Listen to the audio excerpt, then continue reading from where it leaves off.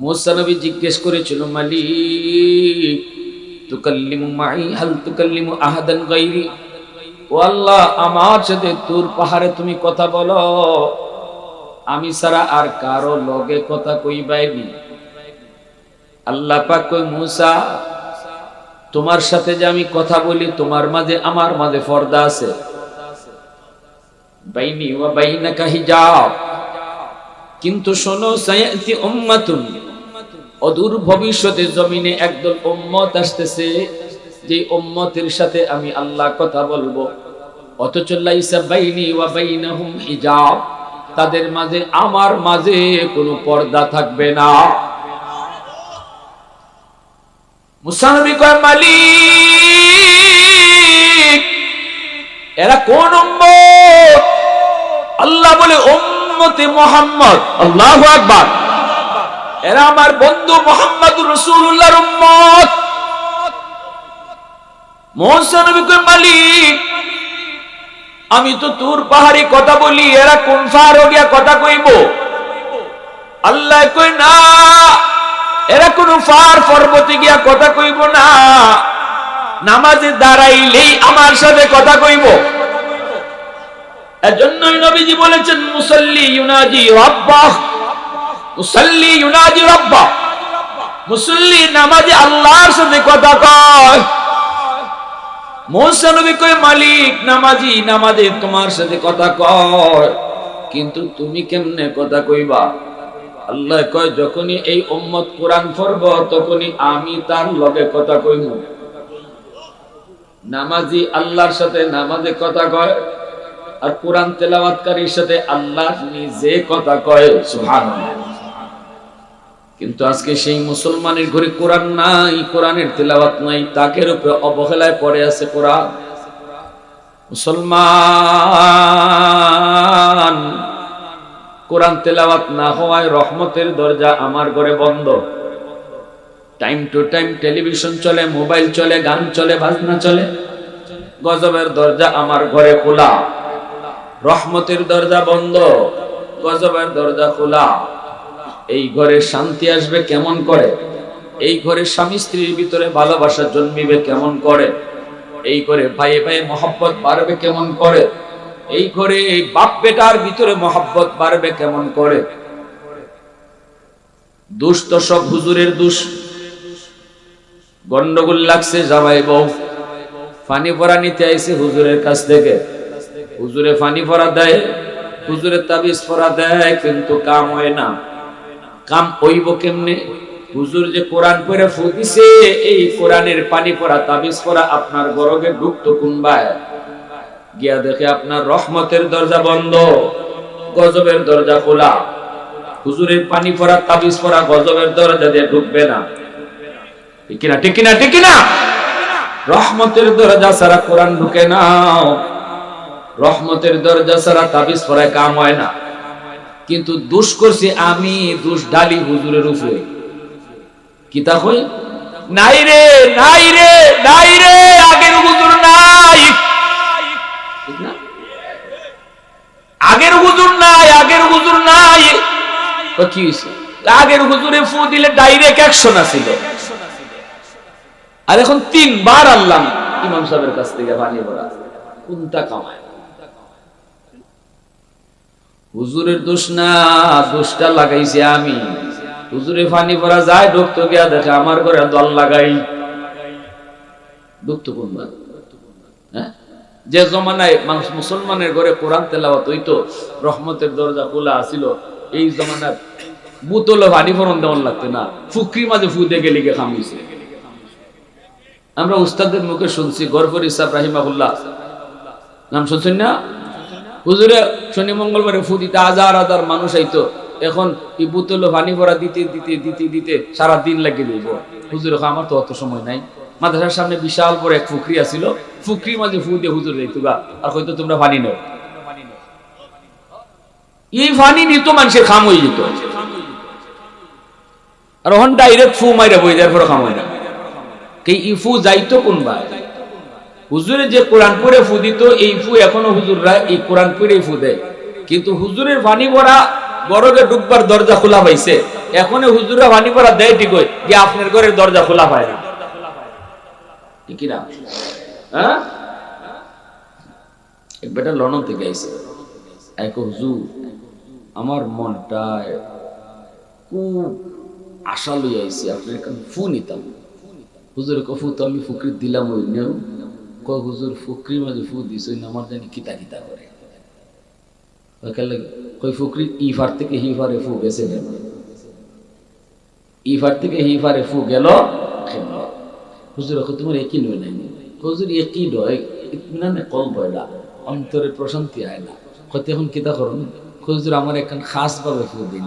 হুজুর কত জগ আনছনি, কয় আনছি। কি যার জগ? খাসের জগ। কে ধরো বালা করে ধরো, দুই হাতে এইভাবে ধরছে। আমরা উস্তাদরা দাঁড়ো আসলা যারা দেখছেন তারা কই গরফুরি সাবেকে ফু দিছেন, দেওয়ার লগে লগে বেটা খাসের জগ বাইঙ্গা ঠাস ঠাস করে সব পানি মাটি পড়ে গেছিলেন। আল্লাহ, আল্লাহর কোরআনের আসর আসেনি না? না জোরে খাও।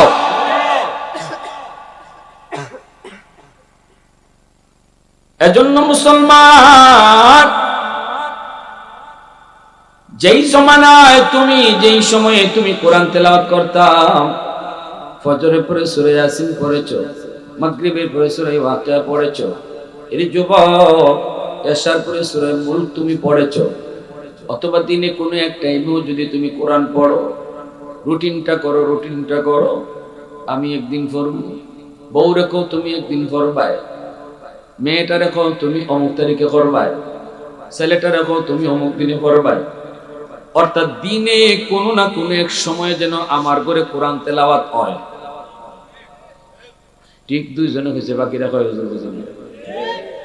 দিনে কোনো না কোনো এক টাইমে আমার ঘরে কোরআন তেলাওয়াত হইতো, কেউ না কেউ পড়তো। এটা যদি আপনি কাগজে রুটিন করে দিতে হয়, সরলিয়া বইবেন ফ্যামিলি, বাবা বউ কথা আছে। কি কথা? তুমি শনিবারে পারবাই না রোববারে পারবাই না শুক্রবারে পারবাই, কোন টাইমে পারবাই কোরআন তেলাওয়াত করতে? কও। আদরের পুত্রে আগে জিগাও, তাই যে টাইমে করবা এই টাইমে লিখে রাখো। তুমি শনিবারে, মেয়েটা ডাকবে, ওকে আমার খলিজার টুকরা জি জিগাও, তুমি কোরআন কোন দিন পারবাই? রোববারে পারবাই? তোমার বাইরে নিছে রোজ শনিবারে, তুমি কোন দিন পারবাই? তাই কইবা রোববারে।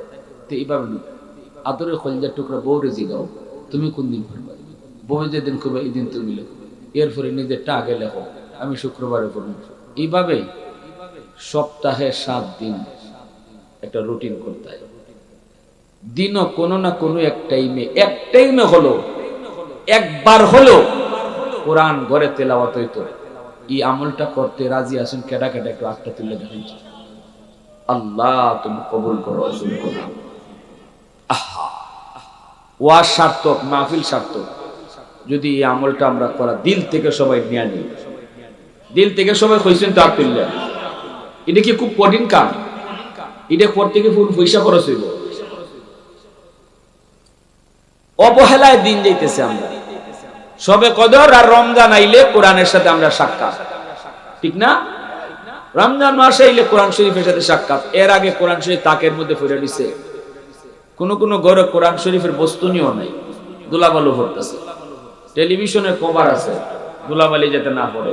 কিন্তু আমার ঘরে ওই কোরআন, যে কোরআনের উসিলায় আল্লাহ আমারে খাওয়াইতেছে, বাঁচাইছে, ফালতেছে, এই কোরআন আমার ঘরে অবহেলিত।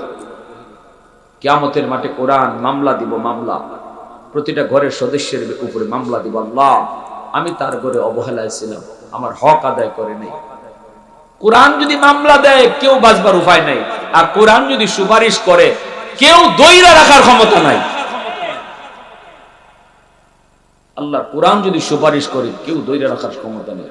আল্লাহ রসুল করে নবীদের সুপারিশও এত শক্ত হবে না, কোরআন যার ব্যাপারে সুপারিশ করবে। আল্লাহ আমাদেরকে বুঝার, আমল করার তৌফিক দাও। সবাই বলে আমি। এজন্য আমার ভাইরা বন্ধুরা, আল্লাহ পাক যেই বয়সে তোমার চোখে পাওয়ার ছিল, এই বয়সে তুমি কোরআন তেলাওয়াত করছো, রুটিন মাফিক কোরআন পড়ছো। এখন আমি আল্লাহ তোমার চোখের পাওয়ার কেড়ে নিয়েছি। আমি আল্লাহ তোমার চোখের পাওয়ার কেড়ে নিয়েছি। বলুন তো, চোখের পাওয়ার মানুষ নিজের ইচ্ছায় হারায় না আল্লাহ নিয়ে নেয়? যৌবন মানুষ নিজের ইচ্ছায় হারায় না আল্লাহ নিয়ে নেয়? মানুষের ইচ্ছার উপরে যদি যৌবন থাকতো তাহলে কেউ জীবনে বুড়া হইতো না। হ্যাঁ, কার টাকা পড়ছে বুড়া হইতো? সবাই জোয়ান থাকতে চাইল না, তাহলে জোয়ান কিটা ন্যায় কাটায়? জোরে কর। এজন্য আল্লাহ পাক রব্বুল আলামিন কয়, বান্দা আজ তোমার চোখের পাওয়ার নাই, তোমার চোখের পাওয়ার আমি কেড়ে নিয়েছি, তোমার যৌবন আমি কেড়ে নিয়েছি, এজন্য তুমি কোরআন পড়তে পারো না। আফসোস করো, আফসোস করা লাগবে না। ইল্লাল্লাযীনা আমানু ওয়া আমিলুস সালিহাত ফালাহুম আজরুন গায়রু মামনুন। যেই বয়সে তুমি কোরআন পড়তে পারবা না, ওই বয়সেও আমি তোমার যৌবনের তিলাওয়াতের সওয়াব জারি রেখে দিব। দারুল উলুম দেওবন্দের দীর্ঘদিনের মুহতামিম, প্রায় 30 বছর মুহতামিম ছিলেন কারি তৈয়ব সাহেব রাহিমাহুল্লাহ, বহুত বড় বুজুর্গ আল্লাহর ওলি। তিনি বলেন, আমি দেওবন্দ মাদ্রাসার অফিসে বসা, একটা চর এলাকার একটা খবর আসলো, ওই চর এলাকার একজন মানুষ মারা গেছে, তার দাফন কাফন করা হয়েছে, কিন্তু তার কবর থেকে নূর চমকাইতেছে, পুরা এলাকা নূরে আলোকিত হয়ে গেছে।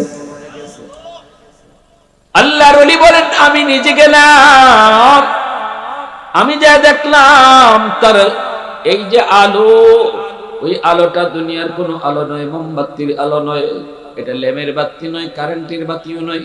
এই বাতিটা দেখে, রোশনিটা দেখেই বুঝে ফেলেছি এটা জান্নাতি আলো। চলে গেলাম তার বউয়ের কাছে, খবর নিলাম। বউ বলতেছে, আল্লাহর ওলি, আমার স্বামীর এত বড় কোনো নেক আমল মনে পড়ে না, নজরও পড়ে না, তবে যতদূর মনে পড়ে ওই যে তাকির উপরে কোরআন, এই কোরআন হলো আমার স্বামী, এই কোরআনের সাথে আমার স্বামীর বন্ধুত্ব ছিল। কোরআনের সাথে তার বন্ধুত্ব ছিল, কোরআনের সাথে তার মহব্বত ছিল। সে প্রতিদিন কোরআন তেলাওয়াত করত, কিন্তু তেলাওয়াত পড়া জানতো না, আল্লাহর কোরআন পড়তে জানতো না। না পড়া জানলেও কোরআন বের কইরা কোরআনের পৃষ্ঠাগুলা উল্টাইতো, রুটিন মাফিক কোরআন খুলতো, কোরআনের পৃষ্ঠাগুলি উল্টাইতো, আর প্রতিটা লাইনে লাইনে আঙ্গুল ঘোরাইতো, আর চোখের পানি ফেলায় কাঁদতো, আর কইতো, মালিক এই লাইনে তুমি যা কইছো আমি সব বিশ্বাস করি। ও মালিক এই লাইনে তুমি যা কইছো আমি সব বিশ্বাস করি। চোখের পানির ফোঁটা আল্লাহর কালামের পৃষ্ঠার মধ্যে পড়তো। আল্লাহ ওলি কারি তৈয়ব সাহেব রাহিমাহুল্লাহ কয়, আমি কোরআন কালা বের করলাম, ও দুনিয়ার মানুষ, আমি কোরআনের পৃষ্ঠা উল্টে দেখি তার চোখের পানির দাগ এখনো পৃষ্ঠায় পৃষ্ঠায় লেগে আছে। আর আমি দেখতেছি কোরআনের প্রতিটা লাইনের নিচে তার আঙ্গুলের ছাপটাও পড়ে গেছে। জীবনে কতবার আঙ্গুল ঘুরাইছি হিসাব নাই, যার কারণে আঙ্গুলের ছাপটাও লাইনের নিচে নিচে পড়ে রয়েছে। এজন্য রে যুবক, আল্লাহ পাক কই যৌবনটার মূল্যায়ন করো, গায়ে যতদিন শক্তি আছে এই শক্তিটারে মূল্যায়ন করো যুবক। চোখের সামনে কত যুবক কবরে চলে গেল, চোখের সামনে কত বন্ধু কবরে চলে গেল, চোখের সামনে খেলার সাথীও কবরে চলে গেল। কত আশা ছিল তার জীবনে সে নামাজ পড়বে, কত আশা ছিল সে গুনাহ ছাড়বে, কিন্তু আর তার আশা পূরণ হয় নাই। বেনামাজি অবস্থায় কবরে চলে গেল, গুনাহ না ছাইরেই কবরে চলে গেল, তওবা না কইরেই সে কবরে চলে গেল। এজন্য যুবক, চোখের পানিটা ফেলে একটু আল্লাহর কাছে কান্দো। আল্লাহ পাক রব্বুল আলামিন কয়, যখন যৌবনটা আমার বন্দেগীর ভিতরে তুমি কাটাইবা, তখন বুড়া বয়সে কেউ তোমারে দাম না দিল, আমি তোমারে দামি বানায় দিব। প্রশংসা করব কার? একটু জোরে মালিকের নাম কার? ওয়াহদাতি কি হিফাজত নেহি বেকুওতে বাজু, वहदत की हिफाजत नहीं बेकुवत बाजू, आती नहीं कुछ का भी हक ले खुदा दा, ऐ मर्द खुदा तुझको कुव्वत नहीं हासिल, जा बैठ किसी गार में अल्लाह का करिया ये सच है कि बातिल की तरफदार नहीं हम गद्दार न समझो गमे गद्दार नहीं हम गद्दार न समझो गमे गद्दार नहीं हम फूलों की तरह नरम मिजाज अपना है नजर हम तीर नहीं नेज़ा व तलवार नहीं हम तीर नहीं नेज़ा व तलवार नहीं मुसलमाনের আওয়াজে বলো আল্লাহু আকবার আরো জোরে কও আল্লাহু আকবার আল্লাহ কই জানি প্রতিদিন জমিন আমি আল্লাহর কাছে আবদার করে আলা কুল্লা ইয়াউমিন ওয়াল আরদু ইস্তাজিলু রাব্বাহু ওয়াল মালাইকাতু ইস্তাজিলু রাব্বাহু আল্লাহ পাক রব্বুল আলামিন কয় প্রতিদিন জমিন আমি আল্লাহর কাছে আবদার করে আল্লাহ অনুমতি দাও বেনামাজির আমি গিলে ফেলবো সুদখোরকে আমি গিলে ফেলবো ঘুষখোরকে আমি গিলে ফেলবো আল্লাহ ওই যে জিনাখোরকে আমি গিলে ফেলবো আসবিরু ইলা মাতা আসবিরু এই নাফরমানির পায়ের বোঝা আমি আর কত নিব আল্লাহ সুদখোরের পায়ের আওয়াজ আমি কত শুনবো আল্লাহ বেফরদায় চলে কতদিন দেখবো কত তার পায়ের বোঝা নিব আবতালু ইবনা আদম ফি কারি অনুমতি দাও আমি তারে গিলে ফেলি হাদিসে কুদসি আল্লাহ পাক বলে শুধু জমিন নয় সাগর মহাসাগর গুলো এইভাবে আবদার করে ওয়াল বাহরা ইস্তাজিলু রাব্বাহু সাগর মহাসাগর গুলো ডাইকা আল্লাহ ও মালিক আমি সাগরের পারে কত গুনাহ হয় কত অন্যায় হয় কত নাফরমানি হয় আমি সাগরের পানি আর কত দেখব আর কত নাফরমানি দেখব আল্লাহ আমি চাইলে কতটা অশান্ত হই নাফরমান ভালো করে জানে মুহূর্তের ভিতরে আমি সব ডুবাই দিতে পারি কিন্তু এরপর ভয় পায় না একটু ভয় পায় না মালিক অনুমতি দাও নাফরমান গুলাকে আমি ডুবাই দেব জমিনটারে পাক বানায় দিব আমি পানি যায় জমিনটারে পাক বানায় দিব আল্লাহ পাক রব্বুল আলামিন কয় রে জমিন ভালো করে শুন আমি আল্লাহ দেখতেছি এই জমিনে কত গুনাহ হয় কত অত্যাচার হয় কত জুলুম হয় কত জনে নামাজ না পড়ে হাঁটে কত জনে সুদ খায় সে বুক ফুলায় হাঁটে আমি আল্লাহ দেখতেছি এই জমিনে কত গুনাহ হয় কত অন্যায় হয় আমার নবীর নায়েবে নবী উলামায়ে কেরামের সাথে কেমন আচরণ হয় এরপর আমি কেন নগদ ধরি না জানি কারণ এই মানুষকে আমি আল্লাহ বড় আদর করে বানাইছি আসমান আল্লাহ বানাইতে হাত লাগাই নাই জমিন বানাইতো আল্লাহ তার হাত লাগাই নাই ফেরেশতা বানাইতো আল্লাহ তার হাত লাগাই নাই জান্নাত জাহান্নাম বানাইতো আল্লাহ হাত লাগায় নাই কিন্তু তোমারে আমারে বানাইতে আল্লাহ পাক কয় খালাকতু বিয়াদাইয়া এই মানুষ বানাইতে আমি আল্লাহ আমার নিজের হাত লাগাইছি এই মানুষকে আমি নিজের হাত দিয়া বানাইছি আল্লাহু আকবার জোরে কও কারণ এই কপালটার এত দাম কপালটা আমি বানাইছি আমার সিজদার জন্য এই কপাল ফেরেশতাদের হাতে বানাইলে হয় না এই কপাল কুন ফায়াকুন বললে হয় না নিজের হাত দিয়ে আমি বানাইছি আল্লাহ পাক রব্বুল আলামিন কয় এরে ফেরেশতারা শুন ভালো করে শুন এই সাগর মহাসাগর শুন এই জমিন ভালো করে শুন আমার এই বান্দা গুনাহ করলো আমার গুনাহ করে এটা তো আমি আল্লাহর আমি তারে বানাইছি তোরা কি এরে বানাইছো নি তোরা তো বানাও নাই বানাইছি তো আমি আল্লাহ গুনাহ করলে আমার করে তোমাদের কি যখন আমার বান্দা একটু বুঝইব যখনই ওয়াজ মাহফিলে বইসা চোখের পানিটা ফেলায় কইব আল্লাহ ভুল করেছি আর জীবনে ভুল করব না আল্লাহ পাক কইতে দেরি আমি তার পিছনের সব গুনাহ maaf করে দিতে দেরি করব না চোখের পানি নাকের ডগায় আসার আগে আগে আমি তার রহমতের কুলে টাইনা নিব ইল্লা মান তাবা ওয়া আমানা ওয়া আমিলা আমালান সালিহা ফাউলাইকা ইউবাদদিলুল্লাহু সাইয়্যাতিহিম হাসানাত ওয়া কানা আল্লাহু গফুরার রহিমা। এজন্য আল্লাহ পাক কয় তওবা করি, যখনই তওবা করে আমি আল্লাহ তার তওবার কারণে গুনাহ maaf করি, শুধু তা না বরং তার জীবনের গুনাহগুলোকে আমি নেকি দ্বারা বদলায়া দেই। তওবার কারণে তওবাকারীর গুনাহ যদি পাহাড় পরিমাণ হয়, আল্লাহ পাহাড় পরিমাণ নেকি বানায় দেয় রে যুবক। তওবা করার কারণে তওবাকারীর গুনাহ যদি সাগর পরিমাণ হয়, আল্লাহ কই সাগর পরিমাণ নেকি বানায় দেয়। সুবহানাল্লাহ।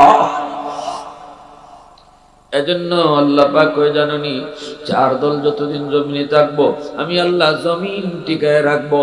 চার দল যতদিন জমিনে থাকবো, লাউলা মাশাইখু রুকা ওয়াশ-শাবাবু খুশা ওয়াল আতফালু রুদ্দা ওয়াল আনআমু রুদ্দা লাজাআলতুস সামাআ হাদিদা ওয়াল আরদা খাফসাফা ওয়াত তুরাবা রামাদা ওয়ামা আনজালতু মিনাস সামাই কাতরা ওয়ামা আমবাতু মিনাল আরদি নাবাতা বাল আনজালতু আলাইকুমুল আযাবা সাব্বা। আল্লাহ পাক এক নম্বর জানোনি এই জমিন আমি কেন টিকায় রাখছি, এখনো মানুষকে আমি কেন বাঁচায় রাখছি, গুনাহ করার পরেও কেন আযাব আর গজব দেই না। যেই পরিমাণে গুনাহ হয় এই পরিমাণে গজব কেন আসে না জানোনি? চার দলের কারণে। এক নাম্বার হলো এই জমিনের ভিতরে আমার কিছু বান্দা বান্দি আছে, বয়স হয়ে গেছে, চুল দাড়ি তার সাদা হয়ে গেছে, কোমরে তার ব্যথা, হাঁটুতে তার ব্যথা, রুকু করতে কষ্ট হয়, সেজদা দিতে তার বড় কষ্ট হয়। এরপরও আমি আল্লাহর ভয়ে সেজদা করে, এরপরও আমি আল্লাহর মহব্বত নিয়ে রুকু করে, সেজদা করলে কষ্ট হয়, এরপরও সেজদা দেয়। ওই সেজদার দিকে তাকাইলে জমিনের প্রতি আমার মায়া লেগে যায়।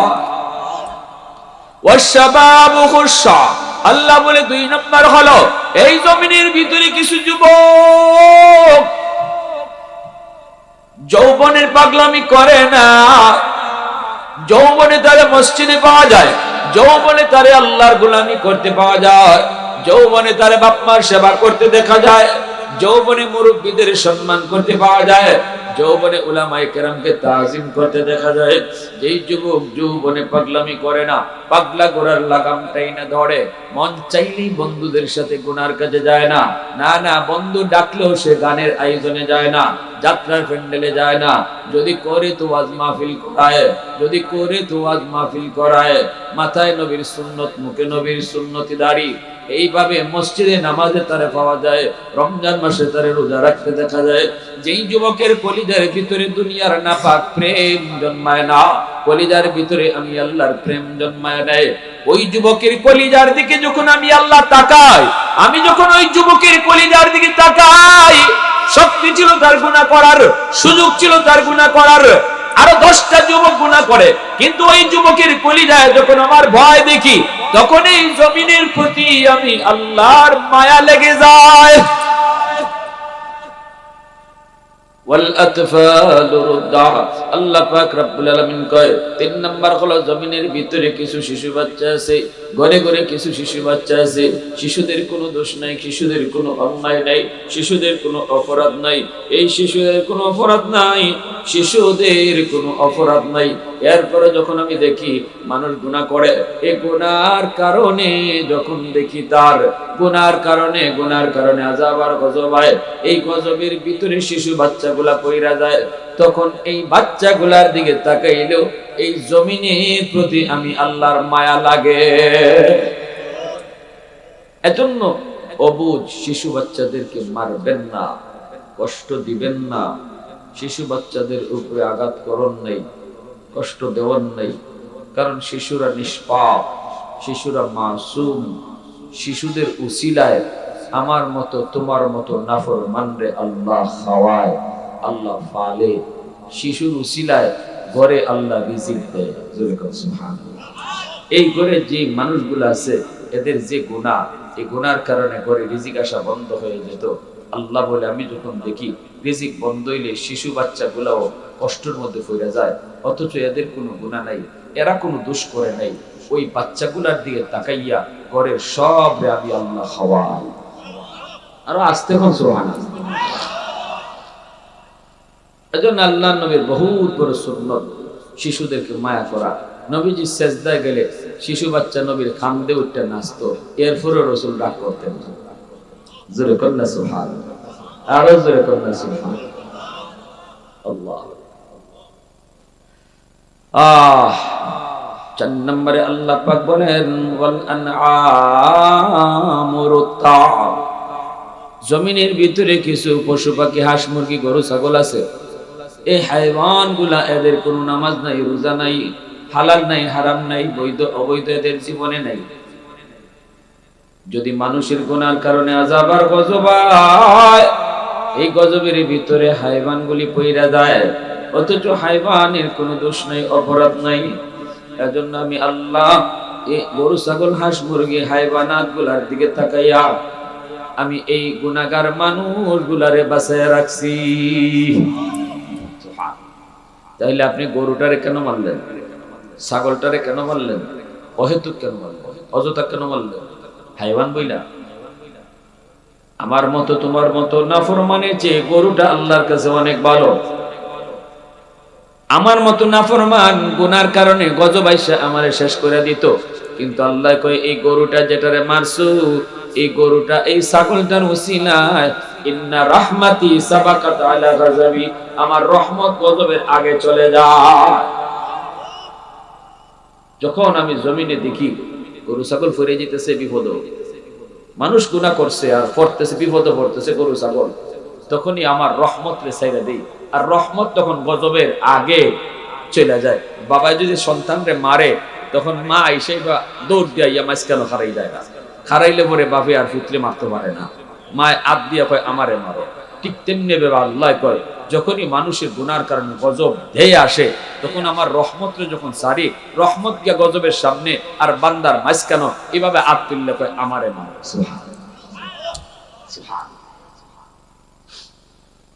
আলহামদুলিল্লাহ মান কদ্দারা খাইরাম ওয়া খাবালা, আলহামদুলিল্লাহ মান কদ্দারা খাইরাম ওয়া খাবালা, ওয়া শুকরু লিমান সাওয়ারা হুসনাম ওয়া জামালা, ফারদুন সামাদুন আন সিফাতিন খালকি বারিউন, রাব্বুন আযালিয়্যুন খালাকাল খালকা কামালা, লা জিদ্দা ওয়ালা নিদ্দা ওয়ালা হাদ্দা লিমাওলা, আল আনা কামা কানা ওয়ালাম ইয়ালকা যাওয়ালা, আল আনা কামা কানা ওয়ালাম ইয়ালকা যাওয়ালা। মুসলমানের আওয়াজে কোন আল্লাহু আকবার, একটু জোরে মুহাব্বতে জিকির করি লা ইলাহা ইল্লাল্লাহ, জবান খুলে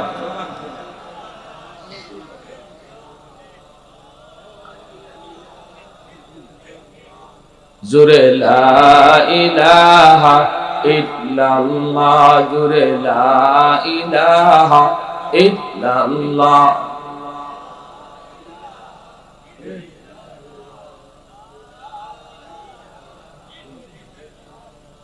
জোরে লা ইলাহা ইল্লাল্লাহ, লা ইলাহা ইল্লাল্লাহু মুহাম্মাদুর রাসূলুল্লাহ। জোরে সুরে বলি সাল্লাল্লাহু আলাইহি ওয়াসাল্লাম। প্রথম দল হইল বৃদ্ধ মানুষ, বয়স্ক মানুষ, মুরব্বী মানুষ। মুরব্বী মানুষরা যখন কষ্ট করে করে রুকু দেয়, সেজদা দেয়, কষ্ট হয় রুকু করতে, সেজদা করতে, এরপরও রুকু করে সেজদা করে নামাজ পড়ে। আল্লাহ কয় এই রুকু সেজদার দিকে তাকাইলে জমিনের প্রতি মায়া লাগে, অতএব মুরব্বী মানুষকে সম্মান করা দরকার।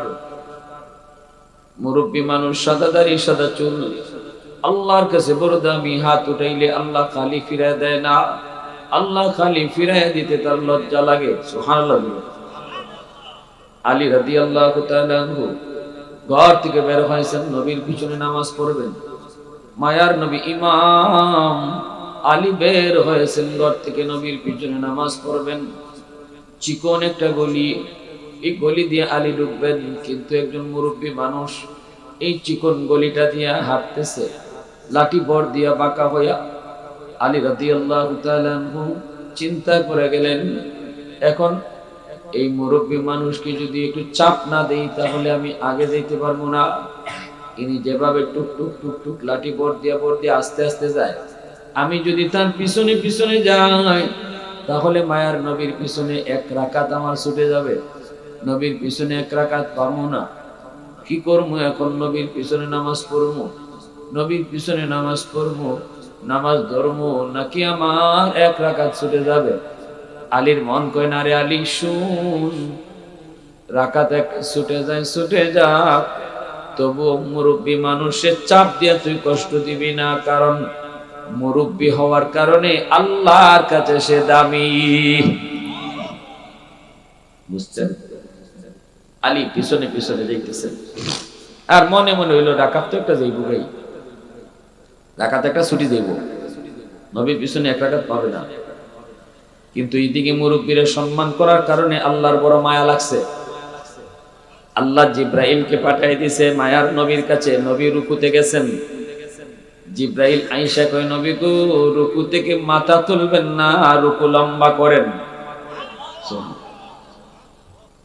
ওগো নবীজি, রুকু লম্বা করেন, কারণ আপনার আলী এখনো জামাতে শরীক হতে পারে নাই। আলী রাদিয়াল্লাহু তাআলা আনহু এখনো জামাতে শরীক হতে পারে নাই, এজন্য আপনি রুকু লম্বা করেন, মাথা তুলবেন না। নবীজি তো মাথা তুলেন না। জিব্রাইল নবীর পাশে দাঁড়ায় রয়েছে, নবীজির মনে মনে গুসা, আলী আজকে কি করলো, কেন আজকে দেরি করলো, আর আমারই বা রুকু লম্বা করতে হচ্ছে কেন?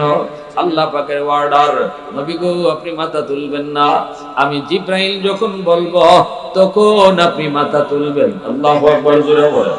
নবীজি কি রুকুতে আল্লাহ লম্বা করে দিলেন, নবীজি রুকু লম্বা করতেছেন। ঘটনা কি, আলী এখনো রুকু পায় নাই, আলী এখনো জামাত পায় নাই, এজন্য রুকু লম্বা হইতেছে। সুবহানাল্লাহ। নবী তো এতটুকু শুধু জানছেন, কিন্তু কেন তা তো জানেন না। আলী রাদিয়াল্লাহু তাআলা মসজিদের ভিতরে ঢুকতেই দেখে, আরে আল্লাহ, আমি তো ভাবছিলাম রাকাত একটা ছুটি দেব, এখন তো দেখা যায় রাসূল রুকুর মাঝে, তো দেখা যায় আমার রাকাত ছুটছে না। আইয়েই কয় আল্লাহু আকবার, রুকুতে পাই গেছে। আলীর তো খবর নাই রুকু কেমনে হইছে, ঠিক না? এমনি জিব্রাইলে আমিন কই, নবী গো মাথা তুলেন, আপনার আলী জামাতে শরীক হয়ে গেছে। নবীজি নামাজ শেষ করলেন, শেষ করি নবীজি মিম্বরে বসে পড়লেন। ওই সেই নবী কয়, সাহাবীরা সামনে আসো, প্রথম রাকাতে রুকু এত লম্বা কেন হলো? অনেকেরই মনে মনে প্রশ্ন আছে না নাই? সাহাবীরা কয়, নবী গো প্রশ্ন আছে কিন্তু সাহস নাই। আল্লাহ নবী কয়, আমি কইতেছি কেন প্রথম রাকাতে রুকু লম্বা হইছে। নবী ডাক দিছে, আলী, পিছনের কাতারে। আলী কয়, লাব্বাইক। নবী কয়, সামনে আও। আলী সামনের দিকে আইতেছেন, সাহাবায়ে কেরাম সবাই তাকায় হইছে, রুকু কেন লম্বা হইল, রাসূল আলীরে কেন ডাকে? সামনে আছে আইনা, আলী নিজেও জানেন না যে আলীরে কেন মামলার আসামি বানানো হয়েছে, ঠিক না? হযরত আলী রাদিয়াল্লাহু তাআলা আনহু আসলে পরে আল্লাহর নবী কয়, আলী আজকে জামাতে আসতে দেরি করছো কেন? প্রথম প্রশ্ন। অন্যদিন তো ঠিক টাইমে আও, আজকে দেরি হইছে কেন? আলী বলে, ইয়া রাসূলুল্লাহ, বেশি দেরি হয় নাই, আমি আপনারে রুকুতে পাইছি। নবীজি মুস্কি হাসি দিয়া কয়, আলী কেমনে রুকু পাইছো, খবর আসেনি? ইয়া রাসূলুল্লাহ, কেমনে পাইতাম, আমি পাইছি আপনি রুকুতে, আমি রুকুতে। রাসূল কয়, আলী রে, তোমার রুকু পাওয়ানোর জন্য আল্লাহ জিব্রাইল পাঠাইয়া আমার রুকু লম্বা করায়া দিছে। এ আলী, তোমার রুকু পাওয়ানোর জন্য আল্লাহ পাক আমার রুকু লম্বা করায়া দিছে জিব্রাইল মারফতে। আলী একটু বলো কি হয়েছে, রাস্তায় একটু কও। হযরত আলী চোখ দিয়ে দর দর করে পানি পড়ে, আলী কান্না শুরু করে দিছে, নবীর কাছে মাপ চায়, আল্লাহর কাছে মাপ চায়। আলী কয়, নবী গো আমি বুঝি নাই, আমার কারণে আজকে আপনার রুকু লম্বা হইছে। বুঝি নাই, আজকে আমার কারণে আপনার কষ্ট হইছে, ইয়া রাসূলুল্লাহ মাফ করে দিবেন, দয়া করে মাফ করে দেন, আমি বুঝি নাই। আল্লাহ নবী আলী কও ঘটনাটা কি একটু খুইলা কও। আলী কয় নবী গো, আমি নির্ধারিত সময় বের হইছি আপনার সাথে নামাজে শরীক হওয়ার জন্য, কিন্তু একজন মুরব্বী সামনে পড়ে গেছে, তাও রাস্তাটা অনেক চিপা, গলি গলি, একটা গলিপথ, এই গলিপথটা বড় চিপা, এই সামনে পড়েছে একজন মুরব্বী, আমি যদি তার চাপ দেই তাহলে আগে আইতাম পারবো, অনেক লম্বা, আর নতবা তার পিছে পিছে আইলে আপনার পিছনে রাকাত একটা ছুটতে যাইব। আমি আমার মনকে জিগাইছি, মন বল তোর এক রাকাত ছুটে যাবে নাকি তুই মুরব্বীর পিছনে পিছনে হাঁটবে? আমার মন কয়, এরে আলী রাকাত একটা ছুটে যায়, ছুটে যাক, কিন্তু যারে আল্লাহ সম্মান দে তুমিও তারে সম্মান দাও। দিনের নবী মায়া নবী কয়, আলী আয় আমার বুকে আয়। আল্লাহু আকবার। তোর এই আমলটা আল্লাহর কত ভালো লাগছে বুঝ, তোর এই আমলটা আল্লাহর কত মায়া লাগছে, এজন্য আল্লাহ আমারে জিব্রাইল ফাটাইয়া রুকু লম্বা করায় দিছে। हैदर तेरा नाम से इस्लाम रहेगा,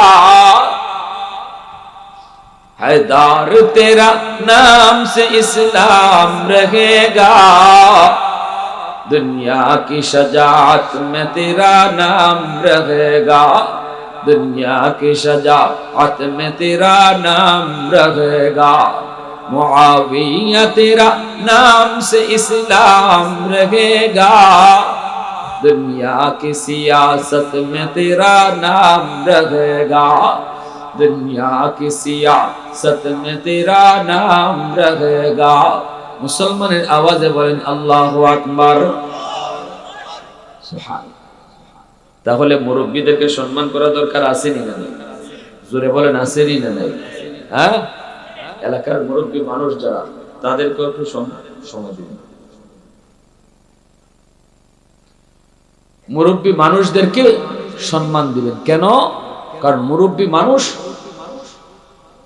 আল্লাহর কাছে দাঁড়িয়ে, ঠিক না ভাই? জোরে বলে ঠিক না?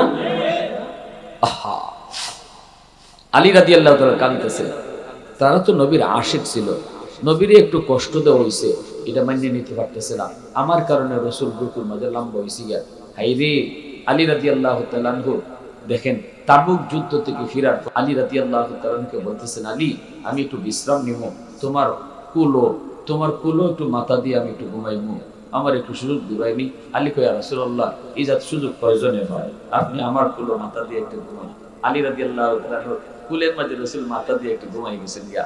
আর আলী মনে মনে ভাবতেছেন, নবী তো একটু করে উঠতেই নেইবা, বিশ্রাম আর কতক্ষণ, আমার আসরের নামাজ পড়া হইছে না, রাসূল উঠলে পরে পড়মুনে, কিন্তু নবী চোখ লাগিয়ে গেছি। এদিকে আসরের নামাজ কাজা হয়ে যেতেছে, হযরত আলী সূর্য লাল হয়ে গেছে। এইবার আলী চিন্তায় পড়ে গেলেন, আমি এখন নবীরে ডাক দিমু নাকি আমার নামাজ কাজা হয়ে যাবে? এইবার আলীর মন কয়, আলী শুন, তোর নামাজ কাজা হয়ে যায় যাক, তবু দু জাহানের বাদশার ঘুম ভাঙাবি না। সুবহানাল্লাহ। তোর নামাজ কাজা হয়ে যায় যাক, তবু দু জাহানের বাদশার ঘুম ভাঙাবি না। আলী চুপ হয়ে গেছে। সূর্য ডুবে গেল, নবীজির ঘুম ভাঙছে।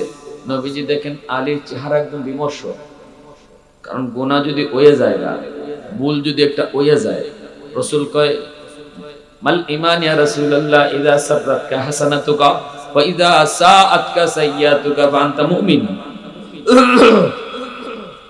সাহাবী প্রশ্ন করে, রাসূলুল্লাহ ঈমান কারে কয়? ঈমান কারে কয়? আল্লাহ রাসূল কয়, ঈমান বলে যার গুনাহ হইলে পরে কলিজাত ব্যথা লাগে, আর একটা ভালো কাম করলে তার অন্তরে খুশি লাগে। গুনাহ হইতে পারে, গুনাহ হওয়াটা অস্বাভাবিক না, গুনাহ হওয়াটা স্বাভাবিক, কিন্তু গুনাহ হওয়ার পরে যদি তার অশান্তি লাগে, আল্লাহ রাসূল কয় বোঝা গেল তার ঈমান আছে, ঈমান আছে, ঈমান আছে। আর গুনাহ হওয়ার পরে যদি কেউ অন্তরে আরো খুশি লাগে, বুঝবা ঈমান না।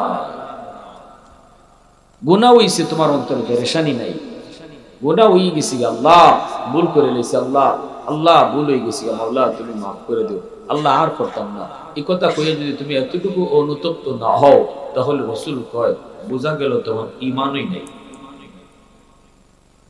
ঠিক কিনা ভাই? হ্যাঁ, ফজরের নামাজটা কাজা হয়ে গেছি ঘুমের মাঝে, ওই তো পারে ঘুমন্ত অবস্থায় নামাজ কাজা হয়ে গেছি, আল্লাহ রাসূলও ঘুমন্ত অবস্থায় নবীজি নামাজও কাজা হইছে, সাহাবায়ে কেরামেরও কাজা হইছে। আল্লাহ রাসূল হযরত বেলাল রাদিয়াল্লাহু তাআলা আনহুকে কইয়া রাখছিলেন, বেলাল যুদ্ধের পর থেকে আমরা যাইতেছি, এখানে আমরা একটু বিশ্রাম নিব শেষ সাইতে, তবে আমিও টায়ার্ড, সকলেই টায়ার্ড,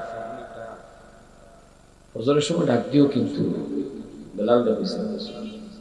কিন্তু হযরত বেলাল রাদিয়াল্লাহু তাআলা ওনারও চোখ লেগে গেছে, সব ঘুমাই রইছেন, সূর্য উঠছে, সূর্যের আলো নবীর চেহারার মধ্যে পড়ছে, তখন নবীজির ঘুম ভাঙছে। বুঝছেন?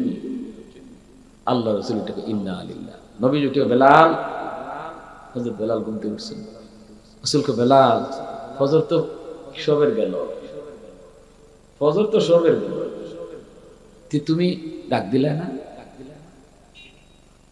হযরত বেলাল কইয়া, রাসূলুল্লাহ আপনার যেভাবে চোখ লাগছে আমার ওইভাবে চোখ লাগছে। পরে আল্লাহ রাসূল একটু দূরে গিয়ে সাথে সাথে কাজা করছেন। গুনাহ হয়ে যাওয়াটা, এখন আপনারা যদি এখন আমার এই কথা থেকে দলিল লইয়া যান বাড়ি, তো হইছে কাম, রাসূলের যখন ফজরের নামাজ কাজা হইছে আমরাও ওকদন আর, হ্যাঁ, এটা জীবনে একবার হইছে, আপনারা একবার না পাঁচবারই আমি অনুমতি চাইলাম, এর বেশি করি না, একবারই রাসূল। এজন্য কইলাম গুনাহ হওয়াটা অস্বাভাবিক কিছু না, গুনাহ হওয়াটা মারাত্মক অপরাধ না, মারাত্মক অপরাধ হলো গুনাহ হওয়ার পরে তওবা না করা, গুনাহ হওয়ার পরে অনুতপ্ত না হওয়া, গুনাহ হওয়ার পরে আল্লাহর কাছে শর্মিন্দা না হওয়া, এটা হলো সবচেয়ে বড় অপরাধ। ঠিক কিনা জোরে কন? আল্লাহর নবীর ঘুম ভাঙার পর নবীজি দেখেন আলীর চেহারাটা বিবর্ণ, এইবার নবীজি ডাক দিয়ে বলতেছেন, আলী ঘটনাটা কি? আলী কি হয়েছে একটু বলো। হযরত আলী রাদিয়াল্লাহু তাআলা আনহু বলেন, ইয়া রাসূলুল্লাহ, ওগো নবীজি আমার আসরের নামাজ পড়া হয় নাই। নবীজি বলেন, কও কি তুমি আসর পড়ছো না, তোমার ডাক দিলেন? ইয়া রাসূলুল্লাহ আমার মন বলে নামাজ কাজা হয়ে যায়, হয়ে যাক, কিন্তু আপনার ঘুম ভাঙাইতে আমার মন রাজি না। মায়ার নবী, দয়ার নবী, দয়ার নবী, মায়ার নবী, আর কি পরিমাণ আশিক রাসূল, কি রে ভাই? আর আমরা হইলাম জিলাপি খাওয়া আশিক রাসূল, ঠিক না? নেই জিলাপি না হইলে কিলা কি, বাপ রে বাপ। আর নবীর সাহাবীরা যদি আশিক কারে করে বুঝো, এবার বুঝছে যাও কি জাত আশিক রাসূল। মুখে আশিক রাসূল দাবি করলে আশিক হওয়া যায় না, আশিক বুঝাইতে হয় খাজে, ঠিক কিনা জুড়ে কও? আমার খাজে বুঝাইবো আমি কদ্দুর আশিক। বেটায় কয় আমি বাংলার প্রেমিক, বাংলা আমার হৃদয়, আমি বাংলার আশিক, কিন্তু যাত্রী লাগাইছে ইন্ডিয়া। যাত্রী লাগাইছে কে?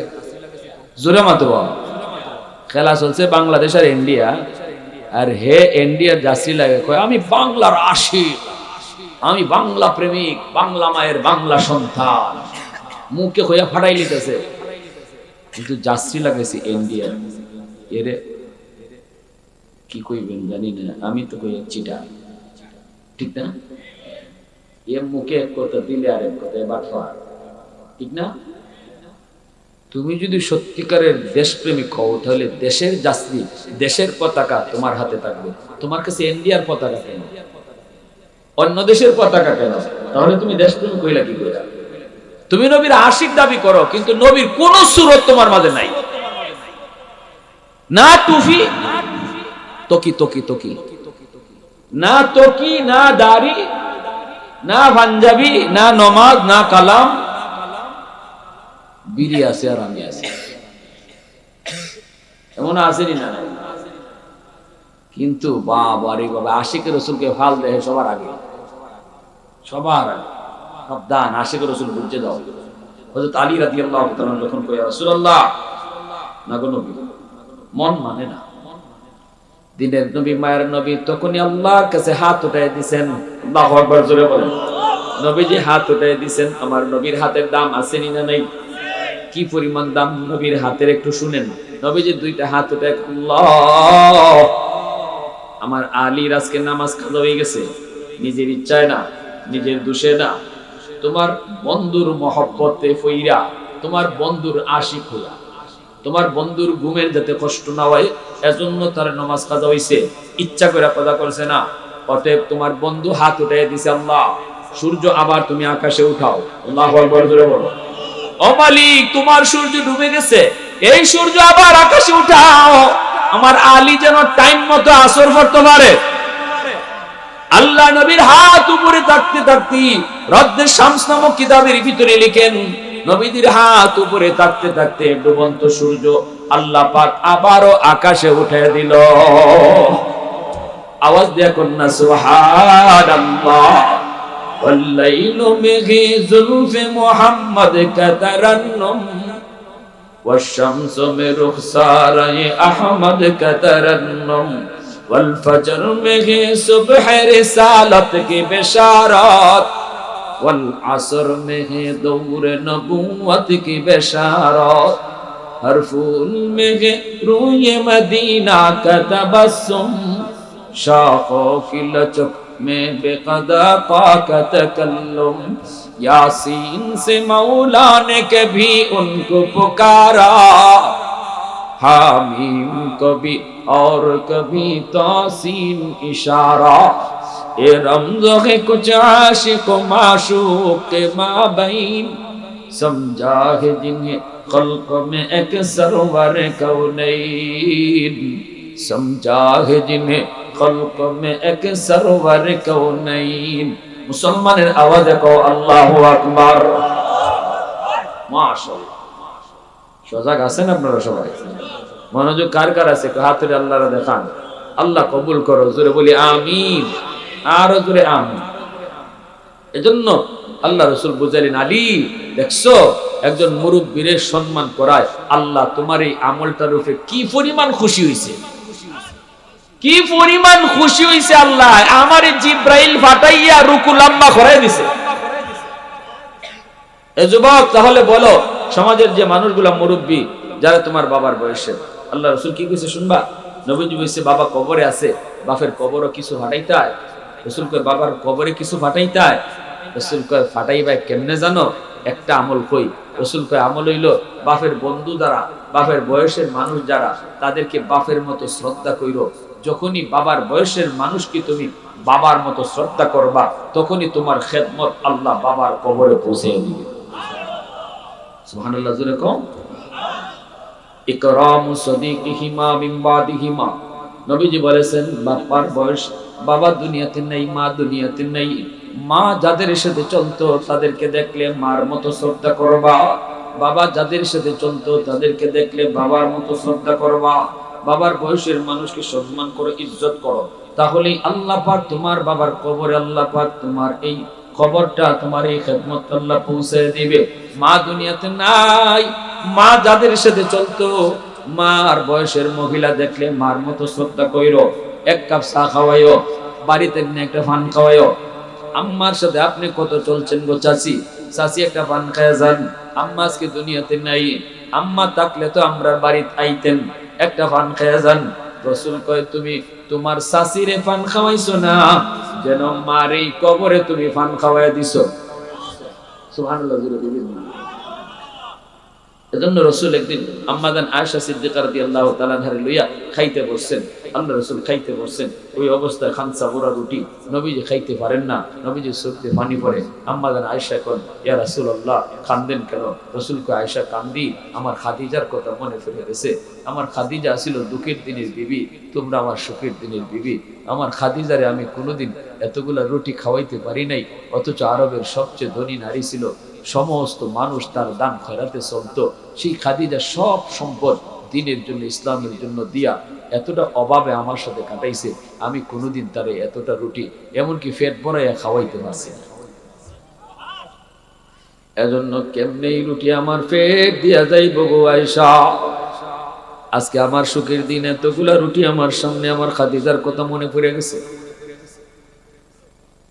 এ আয়েশা, যাও আমার খাদিজার একটা রুটি খাওয়াইয়াও। আম্মাজান খাদিজাতুল কুবরা রাদিয়াল্লাহু তাআলা আনহার কবর হলো মক্কায় জান্নাতুল মুআল্লায়, মদিনায় না, জান্নাতুল বাকিতে না। আম্মাজান খাদিজাতুল কুবরার কবর মক্কায়। যারা মক্কা গেছেন জান্নাতুল মুআল্লা ওখানে গিয়ে দেখবেন আম্মাজানের কবর সুন্দর করে লেখা আছে খাদিজাতুল কুবরা রাদিয়াল্লাহু তাআলা। আমি গেলাম, সালাম দিলাম, তো আমার বন্ধু আমার পাশে, তো ও আমি দূর থেকে দেখছি আর জানি ওইখানে দোস্তরি নিয়ে যখন আসতেছি, আয়েশা বলে ওই যে এটাই আম্মাজানের কবর, আম্মাজান খাদিজা। যখন আম্মাজান খাদিজা রাদিয়াল্লাহু তাআলা আনহা কইছি, তখনই আমার পাশে একজন সৌদি পুলিশ আরো মতো আর কি আলেম, তো আমারে বলতেছে হযরত কি বললেন আপনি, আরবিতে বলতেছে কি বললেন। আমি বললাম আম্মাজান খাদিজা।